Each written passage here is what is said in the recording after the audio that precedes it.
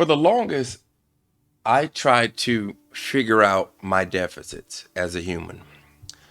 I've been immune to a lot of different things as far as my behavior out in society. And the behavior that I'm speaking of is the behavior of my functionality with women. I came from a household that had both mother and father in the household. But one thing that I lacked is the interactions with my mom. My mom worked 11 to 7, 7 to 3, and whatever time that was allocated to her as a nurse. I hung around my dad more so than anything. My dad gave me a lot of things, but what they didn't give me is how to function and how to actually take care of another human being, meaning a woman. So for the longest, I ran with the wolves. I functioned like the wolves.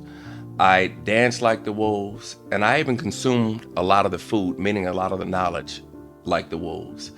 And that knowledge, as a result of that, it pushed me to the point of where I hurt a lot of women on my journey. And like many others, I had no clue in which I was doing that because I thought that that was the normal way of actually functioning out in society. Because I listened to the music. I grew up off of the Two Live Crews, the Two Shorts, and all the other men that actually came from households that I'm quite sure that were broken. Because if they weren't broken, they would have actually taught me something totally different. So as a result of that, on my life, or in my life, I took a path of destruction. And it was not only until I realized that I heard a person or I seen a person cry, seen the first lady cry, and I realized that that was by my doing. And when I realized that I hurt this person and those tears were caused by my evil and my destructive methods of functionality, I realized that I needed to make a change. What is it that I'm doing and what is it that I'm lacking? And what am I giving to these people? In reality, I wasn't giving them anything.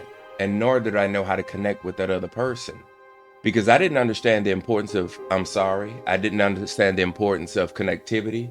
I didn't understand the importance of, for that matter, the other human that's on the other side. I used their body as a tool, just like so many other guys. My job today is to communicate with the men that are out here that are destroying the women, because of course there's a scenario that flows man, woman, and child, but now it's totally opposite. It's woman and child because the men are totally relevant nowadays, and it's because of our doing, our weaknesses, our deficits, and due to those weaknesses or those deficits, we're hurting everybody every day, and we're taking a little piece of their life every time we enter that woman's house.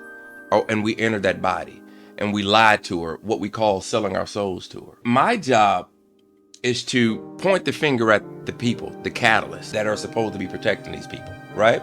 I took no accountability, like I said earlier. And once I realized that, hey, I have the power to change myself. And as a result of changing that myself, I started to change how I function with women. And I cut the music.